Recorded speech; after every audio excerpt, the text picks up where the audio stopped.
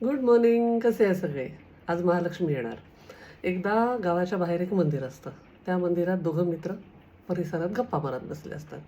पावसाळी वातावरण झालं असतं, खूप ढग जमा झाले असतात. एक तिसरा माणूस पण येतो, वाटसरू कोणीतरी गावातनं पास होणारा. तो पण त्यांच्या गप्पांमध्ये सामील होतो. मग जसं असं उशीर होतो, त्यांना भूक लागायला लागते. एक माणूस म्हणतो माझ्याकडे 3 भाकरी आहेत, दुसरा म्हणतो माझ्याकडे 5 भाकरी आहेत, तिसऱ्याकडे काहीच नसतं. मग आता 8 भाकऱ्या तिघांमध्ये कशा वाटायच्या? मग ते शक्कल लढवतात.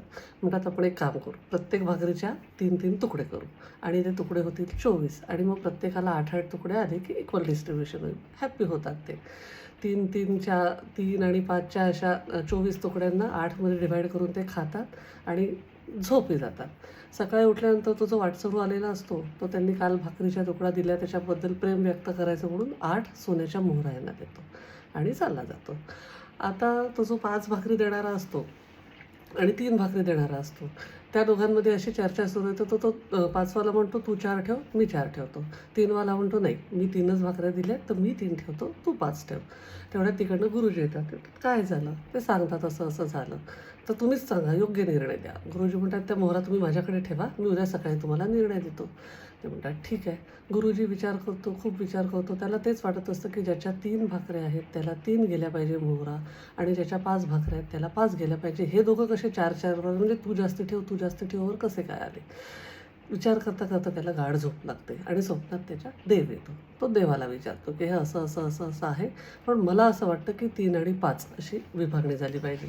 तर देव हसतात आणि म्हणतात नाही, ज्यांनी 3 भाकऱ्या दिल्या त्याला 1 मोहरा गेली पाहिजे आणि ज्यांनी 5 भाकऱ्या दिल्या आहेत त्याला 7 मोहऱ्या गेल्या पाहिजे. तर गुरुजी म्हणतात तसं काय? म्हणजे ज्यांनी 3 भाकऱ्या दिल्या आहेत त्याचे 3 भाकऱ्यांचे तुकडे झाले 9. त्या 9पैकी 8 त्यांनी खाल्ले आणि 1 त्याला दिला आणि ज्याच्या 5 भाकऱ्या होत्या त्याचे 5चे 3 म्हणजे 15 तुकडे झाले. त्यातले 8 त्यांनी स्वतः खाल्ले आहेत आणि 7 दिले आहेत. त्याच्यामुळे त्याला 7 मोहऱ्या गेल्या पाहिजे आणि ह्याला 1 मोहरा गेली पाहिजे. गुरुजी सकाळी उठतात, त्यांना तसं सांगतात. कसं असतं, आपलं परिस्थितीकडे बघण्याची व ती समजण्याची दृष्टी आणि ईश्वराचा दृष्टिकोन हे एकदम भिन्न असतात.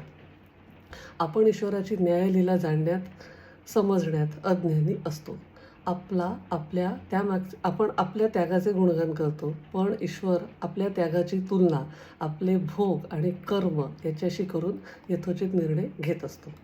हे महत्त्वाचे नाही की आपण किती श्रीमंत आहोत, महत्त्वाचे हे आहे की सेवाभावी कार्यात आपला त्याग किती आहे. असं असतं बाप्पाचं गणित आणि बाप्पाचा न्याय. मला हा छोटासा मेसेज पण खूपच आवडला.